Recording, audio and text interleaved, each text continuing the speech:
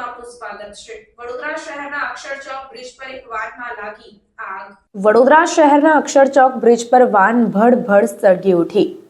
શહેરના અક્ષરચોક બ્રિજ પરથી પસાર થતી સીએનજી વાન અચાનક ભડભડ સળગી ઉઠતા ઉત્તેજના છવાઈ હતી। બનાવનો સંદેશો મળતા જ વડીવાડી તથા જીઆઈડીસી ફાયર લશ્કરો સ્થળ પર દોડી આવ્યા હતા અને પાણીનો મારો ચલાવી આગ પર કાબુ મેળવ્યો હતો। તેમજ વાનમાં રહેલ સીએનજી બોટલમાંથી ગેસ લીકેજ થતા તેને પણ બંધ કર્યું હતું। આ ઘટનામાં સદનસીબે કોઈ જાનહાનિ થવા પામી ન હતી, પરંતુ વાન સળગીને ખાખ થઈ જતા નુકસાન પહોંચ્યું હતું, જ્યારે વાન ચાલક સ્થળ પરથી ફરાર થઈ જવા પામ્યો।